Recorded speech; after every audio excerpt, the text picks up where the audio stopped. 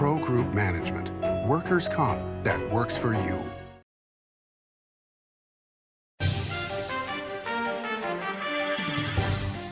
Welcome to Nevada Newsmakers. On the broadcast today, Congressman Mark Amodei of CD2 here for the whole show on an all-new Nevada Newsmakers.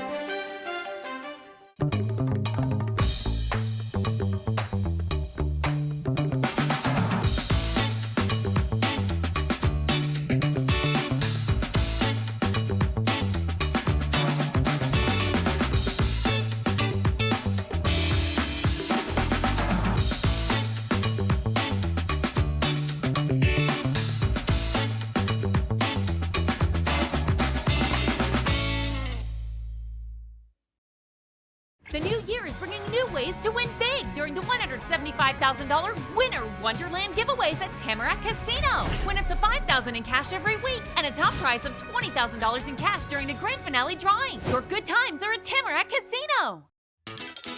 Meet Nevada Health Link, Nevada's official health insurance marketplace. Your link to savings, selection, free assistance, and name brand health insurance, where 90% of enrollees lower the cost of their monthly premium. Everyone deserves access to quality health coverage, no matter your income or family size. Visit NevadaHealthLink.com. A few minutes could save you hundreds of dollars per month. Nevada Health Link. Our plans are made for your plans. Like a traditional handmade basket, retail is woven into the fabric of life in Nevada. From big box to mom and pop, retail supports our communities in countless ways. Jobs for the disabled, team uniforms for kids, help for the elderly, and so much more. Retail employs over 1 in 10 workers. Retail supports Nevada, and we support retail. RANNV.org. Pro Group Management specializes in providing industries with the necessary components to satisfy and exceed workers' comp requirements. Every business has unique needs and specific regulations. Pro Group Management stays ahead of the curve, providing up-to-date services to keep your industry in top form. Discover how we simplify your tasks, improve efficiency, and reduce expense to keep you moving in a positive direction. Pro Group Management. Workers' comp that works for you. This is Nevada Newsmakers with host Sam Shad, a no-holds-barred political forum. Now, from the Nevada Newsmakers broadcast headquarters, here is Sam Shad. And back on Nevada Newsmakers, we're always pleased to welcome back to the program Congressman Mark Amodei of CD2. Pleasure to have you back here, sir. Thanks for having me, Sam. As we're taping this morning, this has been a tough weekend. And for all the folks in Minneapolis, Minnesota, an incredibly tough weekend. Before I even ask you a question, what are your thoughts about this? What you're doing now isn't working. There needs to be a pivot. Not a go away, whatever. It's like, listen, you told people, I'm talking about the administration, you said, worst first, people who've had their hearings, that's the general mission. And so, if that's what you're doing, and I should be able to tell you whether they are or not, and I can't tell you. And the guy from the Border Patrol who's in charge of the overall operation doesn't report to the commissioner of the Border Patrol. That's Bavino, right? Yeah. Doesn't report to the commissioner. He reports directly to the Secretary of Homeland Security. That setup, you know, the good news is you want control, you got it. The bad news is when control's not a great thing to have, you got that too. And so I was encouraged to see that Tom Homan's headed there as we speak or shortly hereafter, because it's like the mission of the worst first, and we don't need to go into all that stuff. It's like, that's fine. But Sam, I don't want to sit there and say, well, this is all on them. You've got a unique situation there too that doesn't justify the stuff we saw this weekend, which gets us into what are you people doing in terms of setting the culture there. But I got to tell you, I'm saddened. It's like I got the mayor opening up with get the F out.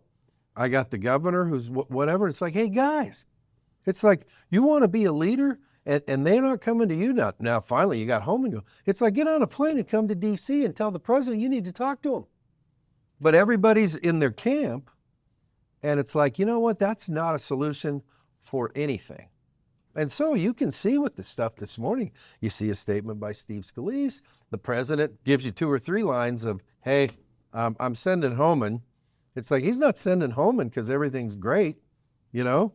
And so it's like, guess what? This has to pivot to something that works better. In our Homeland bill, I'll tell you this. In fairness, the Biden administration didn't love ICE or Homeland in their traditional roles. Okay. But now here we are, a year into the next administration, and it's like all major law enforcement agencies in this country, in metropolitan areas especially, have body cams. ICE doesn't. You know, you're sitting here going, well, I wonder what so-and-so's, you know, shooting on their phone got in the windshield thing, in this thing, and you're going, hey, so we put in our bill, it's like, listen, you got $20 million, which is enough to put at least folks that are out there operating, everybody's got one of those. And law enforcement people, it's like, why are you doing this without it? You've been doing this long enough. It's like, and law enforcement people, we've got Congressman Rutherford from Florida is on our subcommittee. He goes, listen, in 85% or whatever it is, instances, that body cam validates what law enforcement did. Why wouldn't you want that tool? And it's like, we had to put it in. And so there needs to be a pivot in the culture. The mission is good. The culture for how you're enforcing that, I'm looking forward to hearing what Tom Homan has to say, but we're not waiting for it. We're in the process right now of saying, and we might change it to Homan. We were going to ask for Rubino or whatever, and it's like, we have to go there, we'll go there this weekend. It's like, when I found out, well, he's not actually working for the Border Patrol Commissioner. And you're like, so how do you go from the El Centro down by San Diego? How did you get picked for this? Not that I'm sure he's not, but it's like, you know what? This does not inspire confidence in the decisions made at the department level. That's as nice as I can say it. When I, you know, it will be easy to go through all the things that every news show has covered over the weekend and hammer away at you, and I just don't see the benefit of that. And, Go ahead. But you've already said and made the point that a pivot is needed, and the pendulum always swings. If the accusation with the Biden administration, I think it's pretty much borne out, that the border was wide open and a lot of people came across, a lot of whom we didn't know. The pendulum swung the other direction, and now it's gone too far in the other direction. Okay, pivot is there. But I look at it and I think, what would happen if this was Las Vegas? What would happen if this was Reno? 30% of the Reno population is Hispanic. I'm guessing that there's a higher number of people in northern Nevada that are undocumented. I'm guessing about the same number in southern Nevada. What would happen if what is happening in Minneapolis happened in Nevada? How would you respond? Well, let me take you back. And this is what we're asking the questions for Minnesota. Okay, I want to report on the worst first. How many of you picked up that fit worst first? Felony convictions, you know, all that stuff that they like to use for the talking points, which is legit. Tell me your success in worst first in that metropolitan area. Now tell me your success, because it's like, hey, if you're one of those folks and you say, what would happen if it was here? Well, if you're concentrating on those folks, sorry, I support getting rid of those kinds of people. I think everybody does. I think you're right. Then let's talk about who got their asylum hearings and flunked. Probably not the right word. Okay, what's your success rate there? Because those are your, you know, there's 4 or 5 categories there, worst first, asylum, whatever, where it's like, I don't think anybody cares about that. Now, tell me about your operations that are outside of those and why you're doing that. And not that, you know, something needs to be done there, but until you tell me mission accomplished, worst first, asylum people that were denied, blah, blah, blah, then guess what? I want to know why you're not using those resources to do that. Now, Sam, there are some folks, and early on in this, I remember people in this area telling their employees, now's a really bad time to get a DUI if you're not whatever. Now, that's different where it's like, hey, nobody went looking for you. You got a DUI, so they check into that, and it's like now you put yourself in the target. But that isn't. I want to know. One of the questions we've got out to them as of 48 hours ago. Tell me where you're at on mission in that area. Worst first asylum seekers. So when you say, well, what would happen if it was here or there? If they're going far and wide and whatever. But I'll also say this: when you say here, that's a global statement, Sam. I wouldn't think that Hillary Sheevy or Ed Lawson or Joe Lombardo or even Aaron Ford are going to be out there dropping F-bombs on news conferences, telling everybody to tell those rotten. It's like, we should set the example. Make no mistake. We should be held to a high standard. I'm not sure that's being met right now with what's going on here. But that's part of the thing. Where you say, well, what will happen if it's here? It's like, well, tell me what our governor's going to do. Well, I think that the emotional response is predicated on the fact that there were 2 deaths in a matter of a couple of weeks. I don't deny that. And I but think you can't have that in a vacuum. Well, I understand that, but Okay. I'm just saying that, language has gotten much coarser over the last decade than I recall, and you recall as we were growing up. Correct. And it is what it is.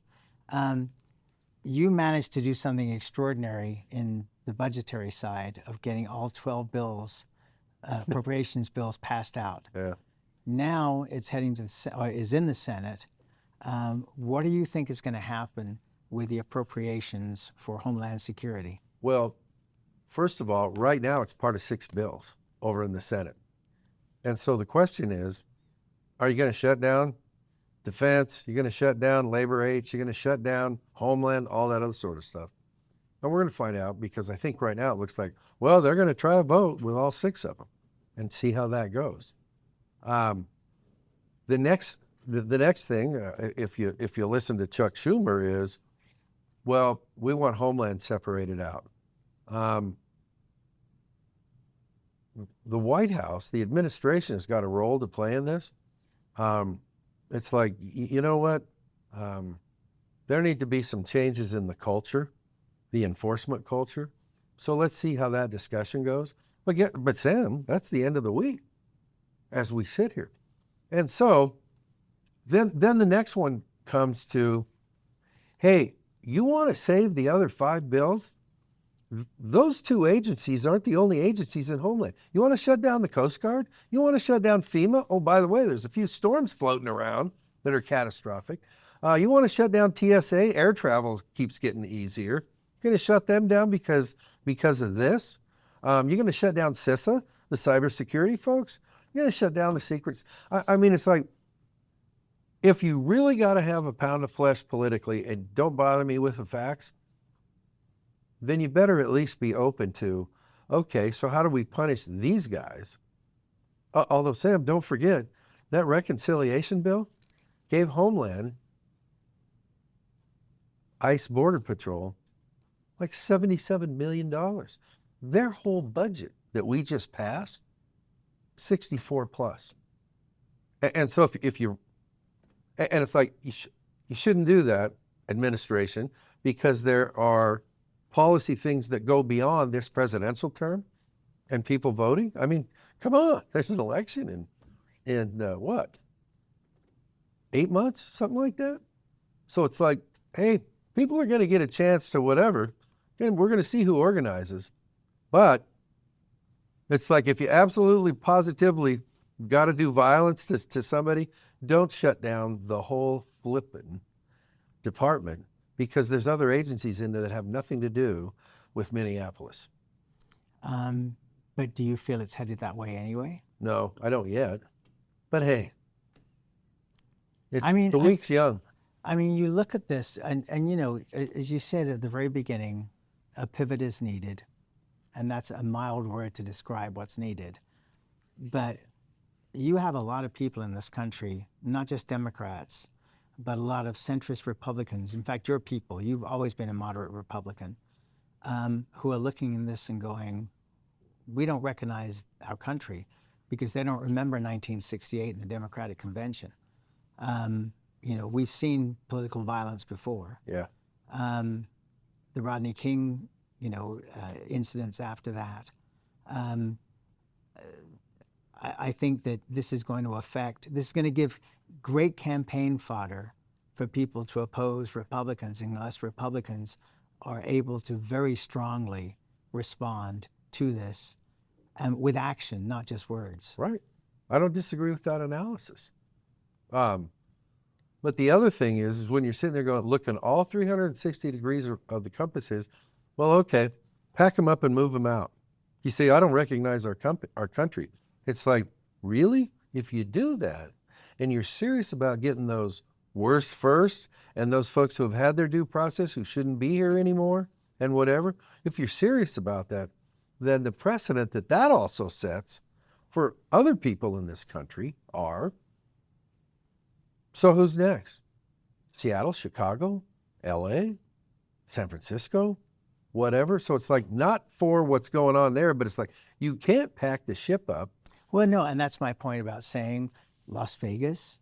Las Vegas is a major city, 2 million people, and a lot of people working in industries across Nevada that are not necessarily having their paperwork. We know that. And it would be devastating for this state. But the pivot point for me is people dying. Oh, hell yeah. And it was interesting over the weekend to read. I try to balance. I read 6 newspapers a day because I have no life. And there's 6 newspapers still publishing? Oh, yeah. Yeah. And to get a balance, I try to read the New York Times and the Wall Street Journal. Both were in agreement that this was wrong, that the statements the government was putting out were incorrect, that they were matching up the video, and that the government was making untruthful statements about all of this. Now, we need to wait for the investigations, but the question is, and you answer this for me, who can we trust? Who can the American people trust to actually answer the question of what actually happened in these 2 incidents? Well, I don't know. We'll see what the feds produce first and see if that's... listen, you've been nice the way you asked the question. There was absolute gaslighting going on in the description. The domestic terrorist and blah, blah, blah, and whatever. It's like, yeah, the guy had a Sig Sauer pistol and 2 extra magazines. Probably not a great idea to show up to one of these things that way, but didn't need to be shot, I don't think. He also had a permit to be able to carry. No, I get that. I'm just saying. I mean, you don't take a lighter into a gasoline factory, and I'm not blaming him. I'm just saying, did he deserve to be shot? No. Does anybody in Nevada not support the Second Amendment? And if you have the paperwork to justify that, and you didn't, and I'm really trying to avoid the debate because I don't know the answers, and neither do I. And so I don't want to have that discussion that's been going on all weekend. All I'm trying to do is say, listen, look at everything. Look 360 degrees around. Did this guy make some mistakes? Yeah. Were they fatal? Not in my mind, from what I've seen and known. Do I appreciate somebody calling him a terrorist? No, I don't appreciate that or support that. And so you've got wreckage all over the landscape here. And it's like, back to your question. Well, who do you trust to tell you? And it's like, well, I don't know. I mean, when you and I can remember the time where it's like, listen, the FBI was beyond whatever. Well, those days are gone, regardless of what your politics. Well, we also didn't know what J. Edgar Hoover was really up to. Well, but at least we were, I got you, but still, come on, Ephraim Zimbalist Jr., the TV show, people loved the FBI, Sam. Maybe they shouldn't have, but guess what? Nobody likes it now, depending on what side you're on. Everybody can find, like, you got to be kidding me. Department of Justice, all that stuff. So it's like, well, let's see what they produce, which gets me back to, it's time for a pivot. All right, let's take a break. We'll come right back after this timeout. The Nevada Builders Alliance has been protecting the interests of the construction industry for over 50 years. Our programs save members thousands of dollars every year. and allow them to provide much-needed benefits to their employees. Our industry also allows Nevada to grow. If you're thinking about a career in the construction industry, reach out. And if you haven't thought of a career in construction, what are you waiting for? We are the Nevada Builders Alliance. The trucking industry is the most resilient link in the supply chain. And for over 90 years, the Nevada Trucking Association has been the voice for the men and women in the trucking industry. From Carson City to Washington, D.C., we advocate for policies to protect our trucking companies and keep commerce flowing. Because Nevada's and America's prosperity is tied to trucks. There's nothing without trucking.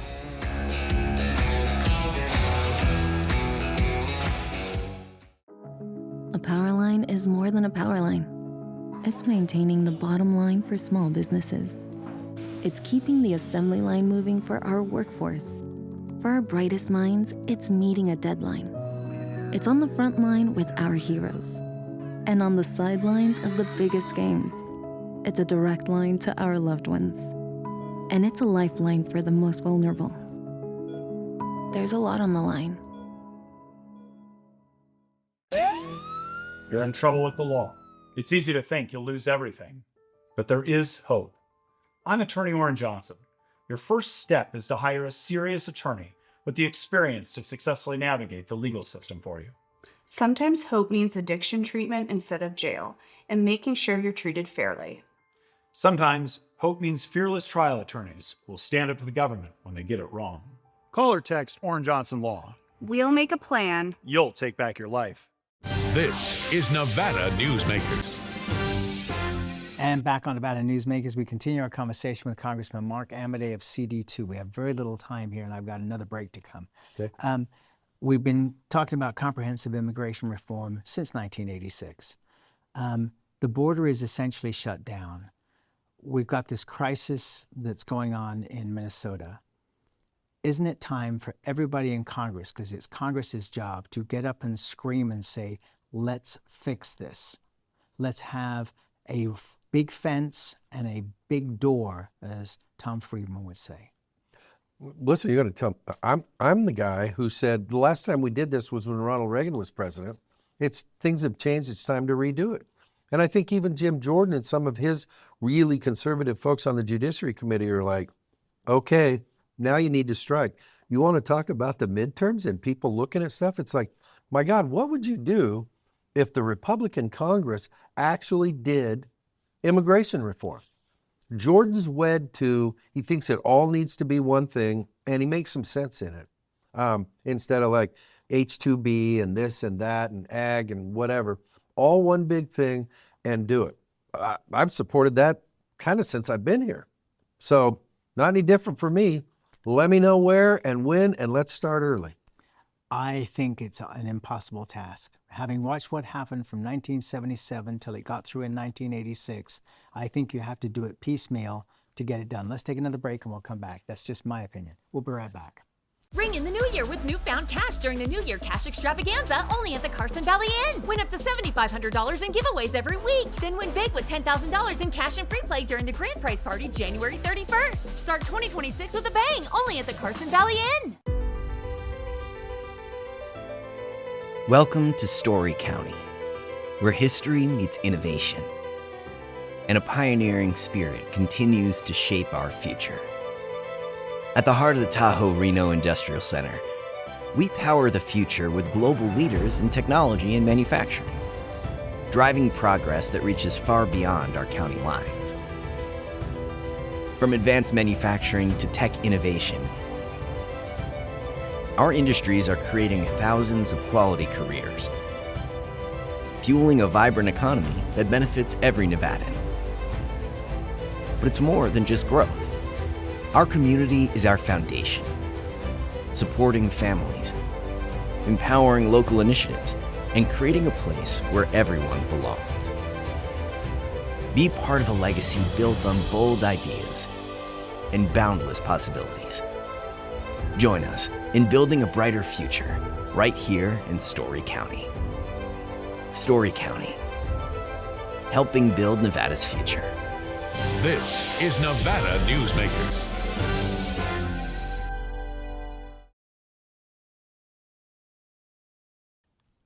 And back on Nevada Newsmakers, we continue our conversation with Congressman Mark Amodei of CD2. One more question on this immigration issue. Have you talked to the Governor Lombardo, about any of this, or do you plan to? No, I plan to. I was going to give him a call tomorrow and just go, hey, here's the update from my end, what I'm seeing, what I'm hearing.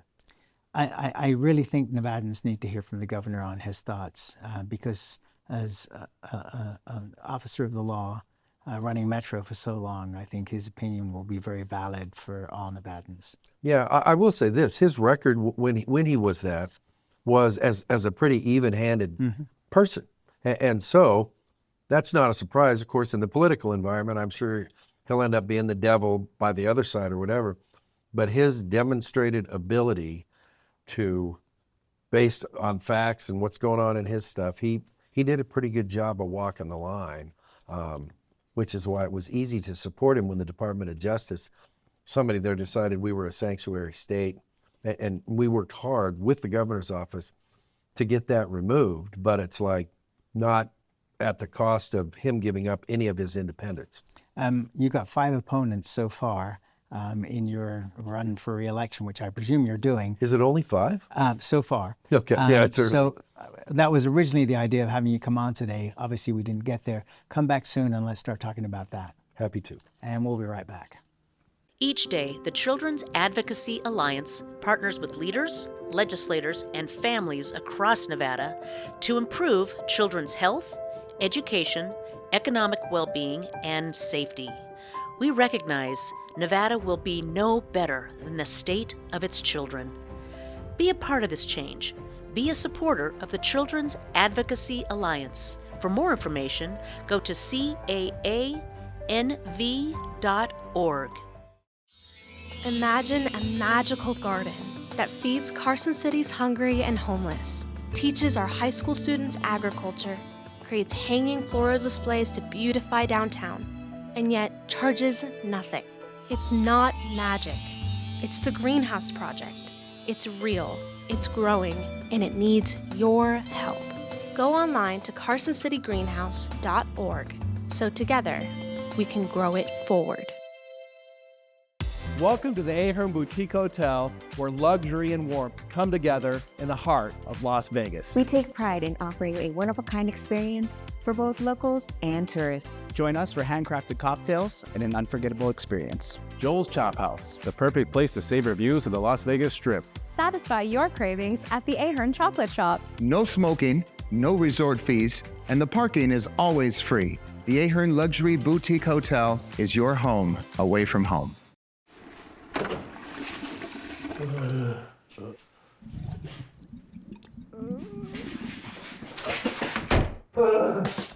It happens. And when it does, there's UMC Quick Care. Check out our archives section on NevadaNewsmakers.com. Great interviews going back as far as 2002. Really worth watching. We'll see you in the next podcast.